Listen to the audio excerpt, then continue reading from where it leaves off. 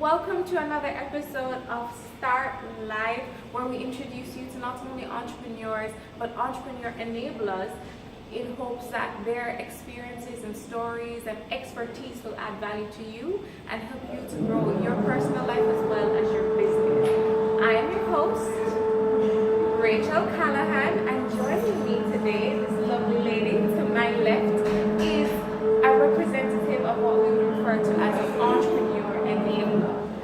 Joining me is Mrs. Onyka Barrett, and she is the general manager of the JN Foundation. Welcome. Thank you. And she is an expert in all things entrepreneurship. But today we're going to be focusing on social enterprise and social entrepreneurship and finding out a little bit more about not only what it is, but what JN Foundation has to offer to us as entrepreneurs and to some of you who are thinking about social entrepreneurship. So welcome. Thank you Mrs. so much, and Barrett. hi everyone. Hi, welcome to those of you who are joining us. We have Glenford Scott, who is online with us on Facebook. Hi, Glenford.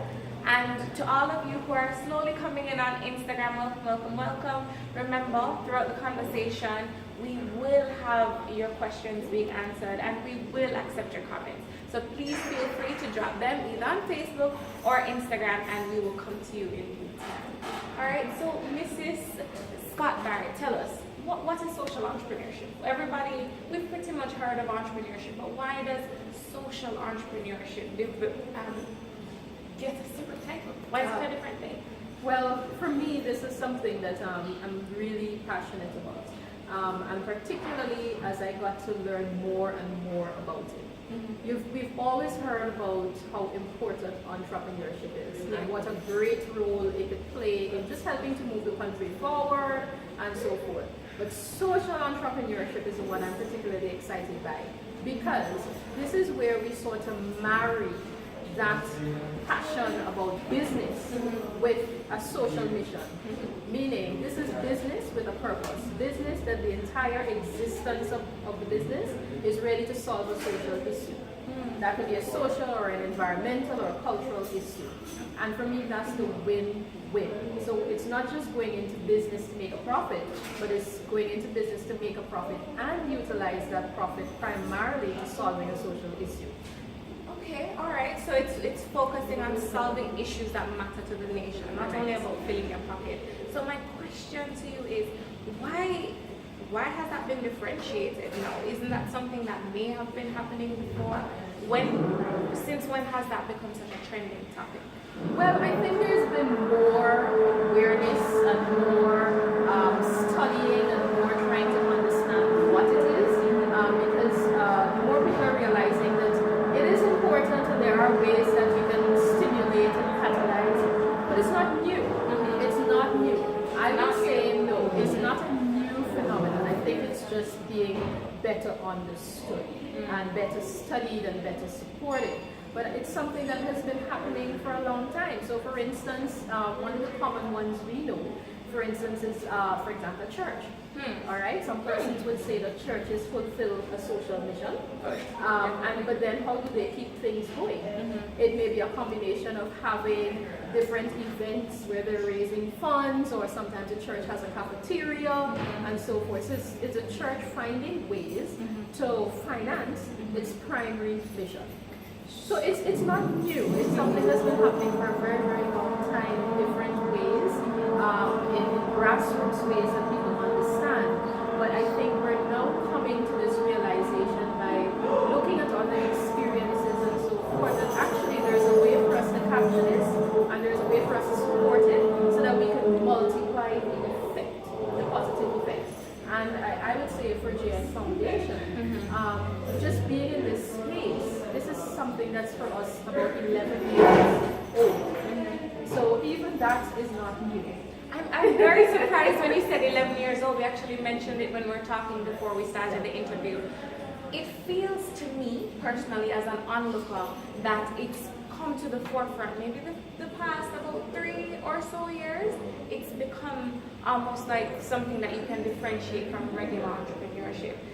Why is it that right now it's such a hot button topic? Why is it just popping up right now?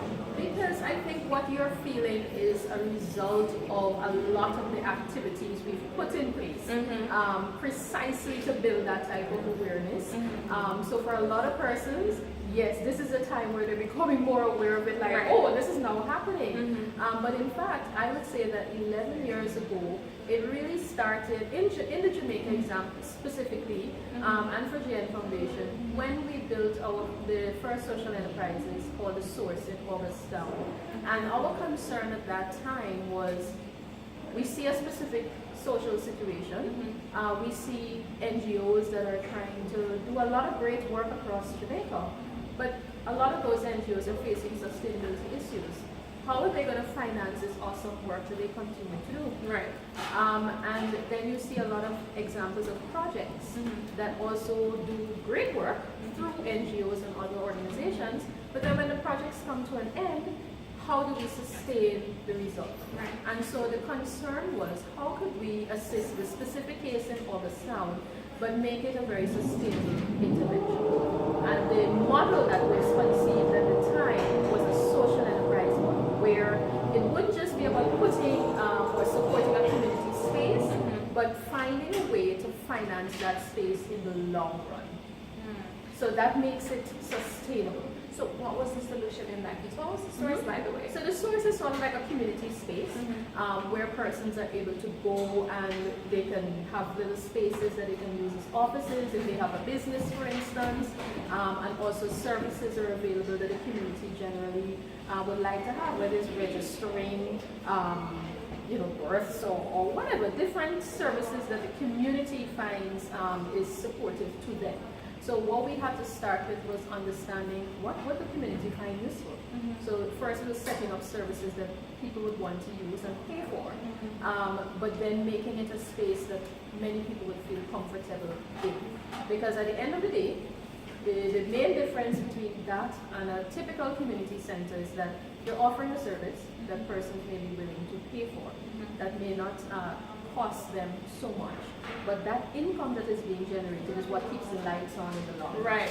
Okay. So there's a lot less dependency on, for example, trying to raise funds by selling tickets or having a fish fry here and fish fry here, and okay. Because while those are good, it may not always be sustainable in the long run. So it was helping them to set up specific income streams and keep them going For that particular space. Correct. The people or the organizations that we've seen pushed as social enterprise, off the top of my head, I'm thinking Barrett. I'm thinking, your babies. Yes, Dubai yes. Social. You have Barrett. You have people like Bartley's, Hollywood, Def Can Can Coffee, fantastic coffee. In situations like that, I'm considering the fact that you told me like a church is a basic social enterprise. In situations like that, where they are offering services that may not be necessarily geared towards fulfilling the needs of a community, how would they be classified as a social enterprise? Well, it depends on how you define community. Okay. All right, so community for some is a geographic space. It could also be a group of persons that have certain commonalities amongst them. Okay. And in the case, for instance, of a deaf can, the community that they are serving are persons who are deaf. Yes. So for them, the primary concern is really how can we provide livelihoods for persons who generally may be at the margins of society. They may not have as many opportunities available to them to earn an income. And so by having them at DEFCAN is really providing that sort of employment opportunity for them. The better the DEFCAN grows, the bigger the DEFCAN grows as a business, is the more persons who are deaf that they can support. And therein is their community. In that sense. So it's not just geographic space. And for example, when, as I said, we started by the one social enterprise, and that became a few more in a couple of different parishes. But really what that gave birth to was the program called the Social Enterprise Boost Initiative. SEBI. I was Correct. So when we started in 2013, 2014 with SEBI, the idea there was, okay, how can we take something that we found to have a lot of value, and how can we now create a bigger movement around it? and at the time we wanted to identify some social enterprises that were already operating, make them efficient businesses. Because as I said, the crux of this is that they have to be good businesses. Right. When they turn a profit, they can now put that profit to serve solving the social issue. So the first thing we wanted to do was make them efficient businesses. The second thing we wanted to raise awareness around who are social enterprises anyway. And why should you spend your money there? Correct. And then we also wanted to make sure we could create an enabling environment around them, because again, this is a sustainability issue. You can have something great, but if you don't find ways to put structures in place to support it in the long run, that great thing may not be great for very long. It would not last. And so that's what we started by doing. And so that's why I say no, when you hear a lot more of these in the last 2 years, it's really as a result of deliberate action to help people to understand what they are and what they're doing. And we have that. I mean, I feel the impact of it for sure, because we've been seeing, like I said, Barrett and Barrett is all on board. So you've identified a few businesses that match what your needs are, but I feel like there are a lot of people who may consider them social, the businesses that they run social enterprises. How can I, as an individual sitting down with this idea or this business that I'm running, how can I, what maybe 2 or 3 things can I look at myself and say, I'm a social enterprise, and what is the next step that I can take to kind of consider that, get to that level of sustainability? Sure. So this is one of the things that we, in the past few years, we've been looking to really help solidify and identify and build understanding around. As I mentioned, enabling environment. One of the key things that we thought it was important to do was look at how policy will interact with all of these activities. And at the time we identified the MSME and entrepreneurship policy, which talks a lot about MSMEs. Yeah, of course. Exactly. Yeah. But what we were able to do is make sure that there were specific inserts that spoke to the realities of social enterprises. Now, a lot of those realities are mirrored in the MSME sector, because we say, for instance, social enterprises are also MSMEs, but not all MSMEs are social enterprises. So what makes them different? What is the mission of the business? What is the primary reason for that business's existence? So Is it a profit? Or is it that you're trying to actually, in the community of X, in X parish, we're trying to make sure that these number of persons have livelihoods? So question, Yeah. what if my primary focus is profit? However, a part of my business, or maybe I deliberately try to impact my community as well, but profitability is the forefront for me. Right. So Am I a social that's enterprise? fine. No, it doesn't necessarily make you a social enterprise, because, for example, we have socially responsible businesses. Okay, where it's a business that exists. It's really about making a profit and so forth, but you also have a heart, and you, because of the community that you may exist in, you may start some program or so forth that helps. All right. Now, it doesn't necessarily make you a full-blown social enterprise.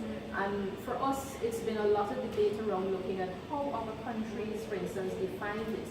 Sometimes it comes down to a matter of definition around how the profit is utilized.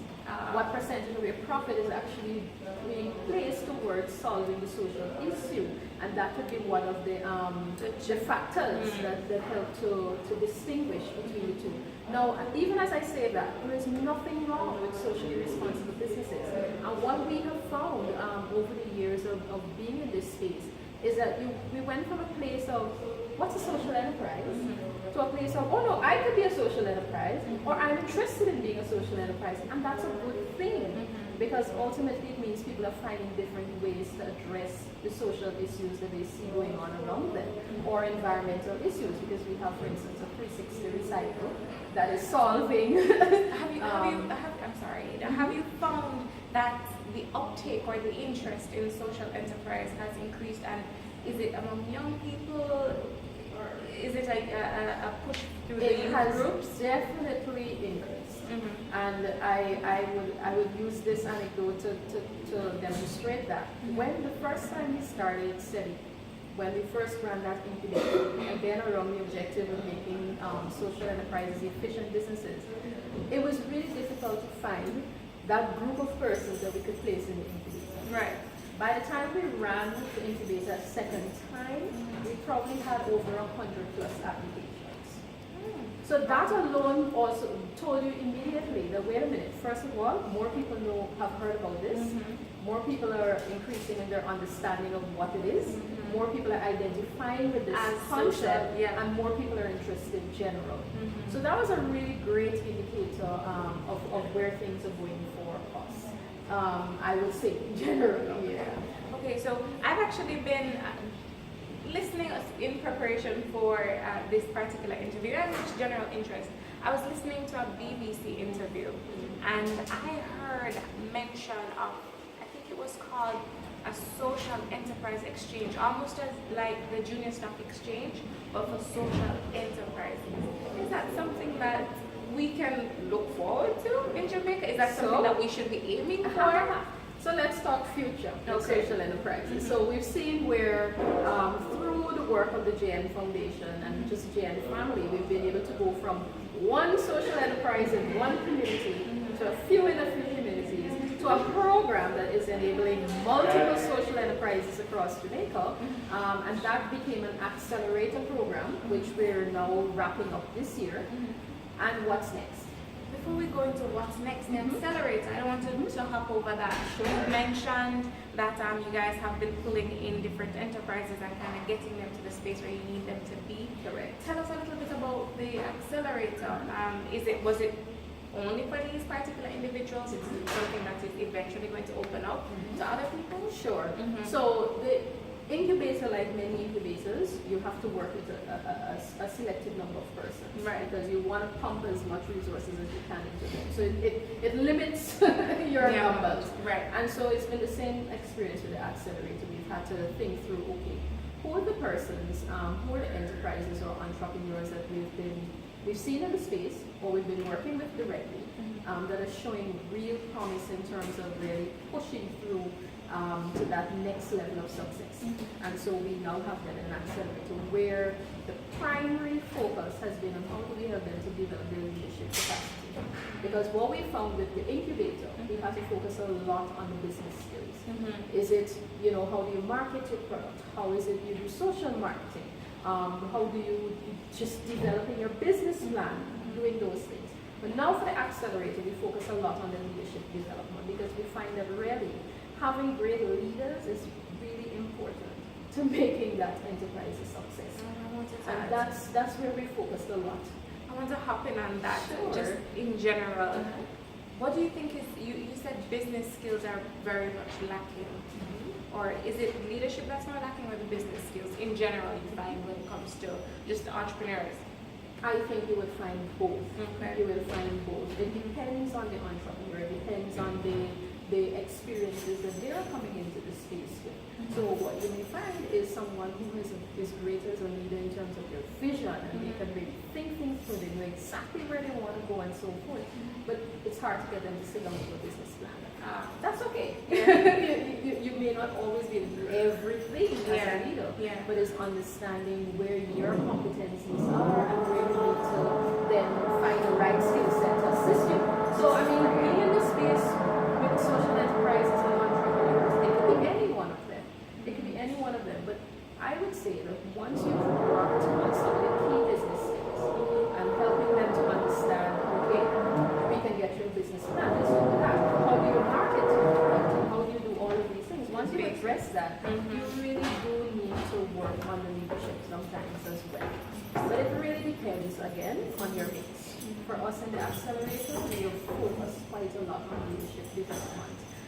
Helping persons to understand how you take advantage of opportunities, how are you pitching, how are you taking it to the next level. To the point where you have to teach people. Do you think entrepreneurs can be created, or do you think you just have to be born to want to do something? What do you think? No, I don't think it's necessary that you have to be born into it. I certainly think that for some persons you have certain competencies that make you a natural leader in certain space, but it doesn't mean that you can't actually, you can come with a passion because really, someone coming in as a social entrepreneur, your passion might be, oh my God, like I can't deal with the garbage problem anymore, and I really want to address waste, disposal disposal in Jamaica. So I want to find Great. a way. I want to find a way to do that. Great. Mm-hmm. You will have some awesome innovative ideas on how to do that. Mm-hmm. You just need to find the right skill set to complement that Mm-hmm. for the areas where you are lacking. To make it. So I don't think you have to be born with all of it. I think it's critical, and this probably comes in the leadership, is understanding what are the skill sets you have, and what are the skill sets that you might need to source to help you to get to where you need to be. Yeah. So I mean, the accelerator has been great, and for us, mentorship has also been really important. How important is that? Because Yes. last week we had Dawn Marie Lindo, who is the founder of D. Marie Institute. Yeah, education. She does makeup and stuff like that. She has an educational institute to teach and certify makeup artists. And she mentioned how important it was for her to have a mentor to guide her. Right. What are your thoughts on that? Absolutely. Anybody going into business, don't ever think, and this is not just going into business, but don't ever underestimate the importance of having a mentor to guide. Because, and I think there's been so much research done on looking at businesses when they start up, like failure, and how much having a mentor could improve your likelihood of success. The research is there, and I will always say to anybody who's thinking of going into business, don't underestimate how important it would be to have a mentor. You need someone who has walked this road before. You need someone who understands some of the pitfalls. Entrepreneurship, I can imagine, can be a very, very discouraging journey at times. But you need the right people to be able to say to you, oh, that's okay, that's quite normal. That depression that you're going through right now is quite normal. I actually went through that for the first 5 years of my business before I turned over my first bit of profit or whatever. This is a normal part of the entrepreneurial journey. You're an entrepreneur. I did my research, and I never see what sort of business. So I myself, way back, I would say that my family, I come from a family that has entrepreneurs. So I've seen my dad walk this journey. I know the ups and downs that come with it. I know the stress that comes with it, because it's not all the time that business does well and so forth. But at the end of the day, sometimes when you have a seasoned person kind of walking that with you, then it helps you to adjust your expectations. It helps you to be a little less hard on yourself, and understand that there are some common pitfalls that you can go around. But you asked me what's next. I think yes, because you brought up the social exchange. Based on the BBC interview and so on. And listen, I would say you should be excited and you should be looking forward to things like this. Why? We had every 2 years we've done a summit, social enterprise summit through the GN Foundation. And it's usually a space that you just bring persons who are interested in social enterprises, have social enterprises, or thinking about it, or whatever. And there's a lot of great conversation. The last summit that we had, we actually, as part of our marketplace, we conceptualized this idea of a social exchange, because everybody knows what a stock exchange is. But instead, we placed a lot of social enterprises in that space, and we set it up just like a stock market and everything. So we're like, people need to start taking social enterises seriously and realize that there are businesses first and so forth. Guess what? Out of that, it actually, we were able to have some useful conversations and realize that this idea was actually actively being explored. And I am not the one to put anything out there or let the cat out of the bag, but I would say that Jamaicans should certainly be looking forward to something like this. It is, I'm sure, in the near future. You've heard it here first. Without saying anything else. It's something that's actively being explored. But in terms of the GN Foundation's initiative, and I must say that this has been a work that we've been able to do with the kind partnership of the USAID that has partnered with us since 2013 in carrying out the SETI project. While it wraps up this year, already at the foundation we're planning the next. And a key thing for us is making sure that there can be support in the sector to to continue what has been started by the project. That was very critical for us because, as I said, we really wanted to make social enterprises efficient businesses. We've put a lot into doing that. We don't want that support to go away. We also put a lot into raising awareness so that for you, you're saying, oh, I've been hearing about Right. this. Precisely. We don't want that to go away. And we've also put a lot into creating the enabling environment, which is where the policy has come in, for instance. So now there's a policy, this policy document that speaks to this work going forward. The social enterprise. And at the Giant Foundation, we're looking at what is the institutional, what is the input we can now put in place to continue this into perpetuity. So it's a huge legacy project for us because at the end of the day, we realize that the way people see entrepreneurship as really catalyzing growth and so forth, we see social entrepreneurship as not just catalyzing growth, but solving a lot of the social issues that we're experiencing on a daily basis. That we can't really wait on the government to solve, right? Well, we have to work with them in partnership. And I think that if anything, that has been demonstrated throughout the work that we've been doing in the past couple of years. The government has been a great supporter. We've worked with the Planning Institute of Jamaica, the Ministry of Industry, Minecraft, Ministry, we've worked with them. And so the policy that is there now couldn't have been in place without their support. So those are some of the things we look forward to next. All right, SEBI the project may be coming to a close, but the GN Foundation's work in supporting the social enterprise ecosystem continues.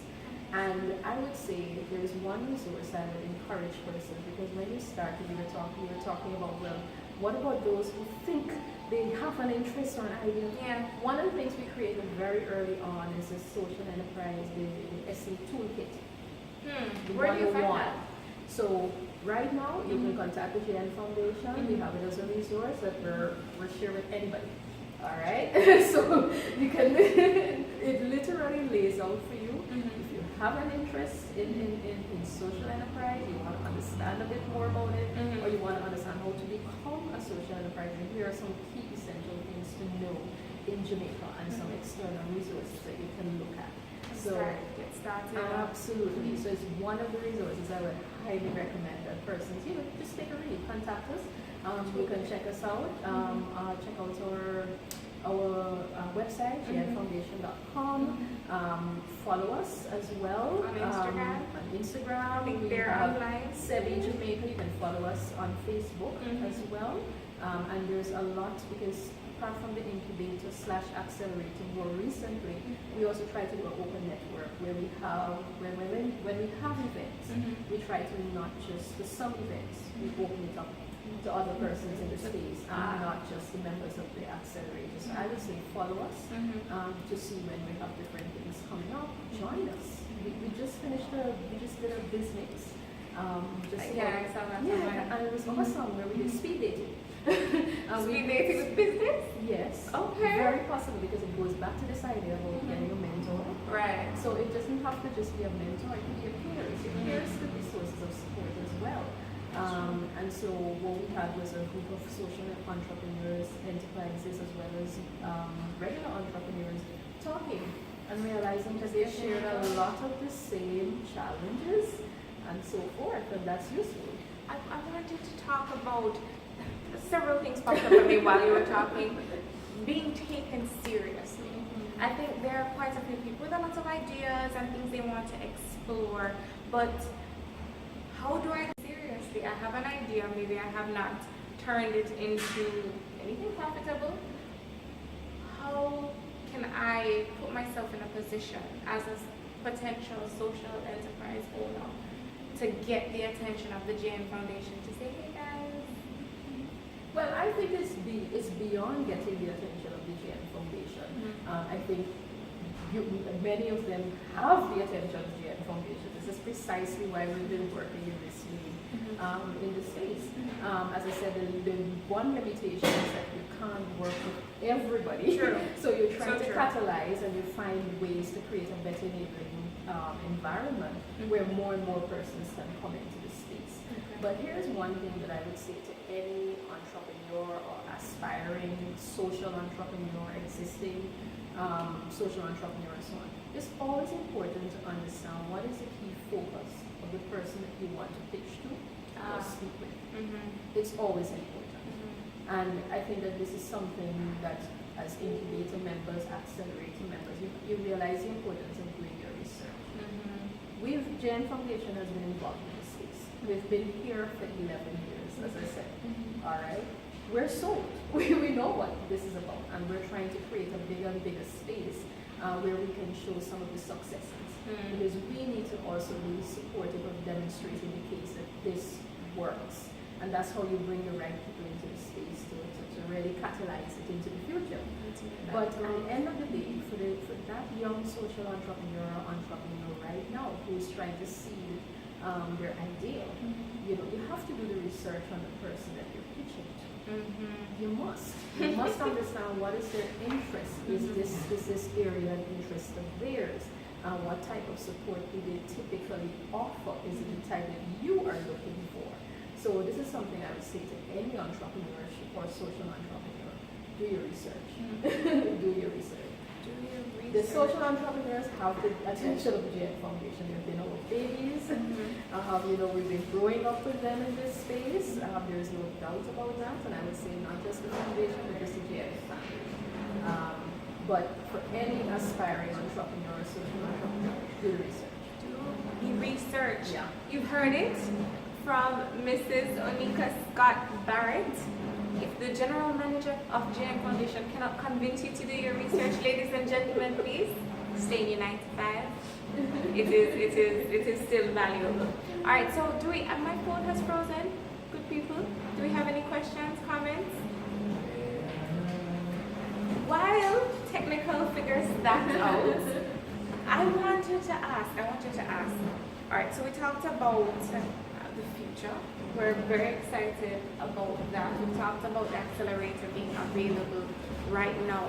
I wanted to talk in more general terms. You gave me that great point of do your research, get a mentor. Number 3, financing. A lot of people go, oh my God, how can I start a business? I have this great idea, but I just do not have enough money to make it happen. What would you say to someone who believes that they are the next best thing, that next best success story for the JN Foundation, but they believe they don't have access to financing? What options are there? Again, you have to do the research, because then you would know that the JN Foundation itself doesn't offer financing. But there is, for instance, a JN Small Business Loans. Is what you are offering or the space that you're in, is it compatible with what they offer? There's a JN Bank. Again, is what you are pursuing compatible with their product offerings? You still do that research. And then there are others in the space. For example, at the foundation and through SETI, we've been talking quite a lot and collaborating with the Development Bank of Jamaica, because Development Bank of Jamaica tends to offer quite a number of facilities. The vouchers and exactly, have technical Ignite. assistance, Ignite program. There's a number of facilities that they offer that I would always say to persons, check it out and see if you could be one of those persons that qualify for one of those things. But specific to social entrepreneurs, we've been having the discussion with BBG around how we can look at different models of financing to support social entrepreneurs. Why? Again, recognizing that they're not just in business for profit, but really their profit is being put to solve social or environmental issues. Right. And so how do we cater in terms of financing an organization like that? And we've been having some very active and fruitful conversations with the BBG. So that's one of the things I would say for social entrepreneurs could probably look forward to as part of the next. But I wouldn't say anything much more on that. Right. But again, do your research. It's finding out which institution would be the best fit for what you want to go into. And then there's so many programs that are constantly looking to seed and so forth. Do the research. But of course, start with JN Family. There's JN SBL, there's JN Bank. And you look at those options and see if they can work for you and help you get started. Absolutely. Do you believe that it's more valuable for someone to have started and failed in an enterprise rather than say, I have this great idea in the back of my head, what if I was to come to you with maybe something that has failed, but I believe it failed because, is that something that people should consider doing, failing fast? Listen, failure does not mean that you are not a potential success, and especially when it comes to business. Especially when it comes to business, because quite frankly, from the research and just being in the space, for example, venture capitalists, they will always tell you they love a person who has failed a couple of times. Because then they have a bit more reassurance and you understand the pitfalls. You've walked the road, you know how difficult it is, you've looked for different solutions and so forth. So being a failure doesn't mean that you can't actually become a success in this. So I would say don't look at failure as, oh my God, I have to stop now, I failed at this. No, learn from the failure. What is it you can do differently? What's a different avenue that you can go through to get to that goal? There are more than one way sometimes to achieve what you're trying to achieve. So I would say don't look at failure in this case. Don't look at, in general, this is not limited to entrepreneurship. Failure should not be seen as a hurdle that you must stop. Failure is not final. That's what I tell Failure myself. is not final. 100%. 100%. No. I had a It's question. what you do with it. What you do and how you get up and get over it. Absolutely. We have been talking for the whole 40 minutes. Oh my. and I think that has wrapped it up for me. You mentioned one resource before we sign it off. Social Enterprise Toolkit 101. Get in touch with us at the JN Foundation. Check out our website. Go on the SEBI Jamaica Facebook page as well, JN Foundation on Facebook, and you can get access to us. You're going to bring a book. Is there a book that Social you want to... Enterprise Toolkit 101. It's an actual book. It's an actual book as well. It's an actual book as well as an online resource. Okay. Yeah. All right, well, ladies and gentlemen, we have had the pleasure of having Mrs. Onyka Scott Barrett as our guest today from the JN Foundation. Thank you so much for coming out. I think my phone has been frozen. So if there are any questions or comments, we will share them with her later on and we will hope to get answers to all your questions. Thank you guys for tuning in. Oh, next week. Thank you. Yes, and thank you so much to the JN Foundation for taking, and you, Mrs. Scott Barrett, for taking the time to be here. I think we've learned a lot, and I think that social enterprise is now a lot more current, so we're going to be considering it a lot more. Is this a social enterprise? Is that a social enterprise? I need to think about it. Perhaps. And Perhaps. if you're not, you should be thinking about it. Should be thinking about it. Remember, business with a mission. You want to solve some social issue or environmental or cultural issue, it's possible to do it using business. Social, business with a mission. Thank you so much. Guys, next week we will be releasing a pre-recorded session with Bush and Water. Yay! Makeup artist is here going well. So we're going to be sitting down and talking with them. We know you guys are going to be off on your holidays, so we will not be live. However, we will drop the pre-recorded session with Bush and Water at the exact same time. So we will keep you posted on that. Thank you guys for tuning in. See you next week.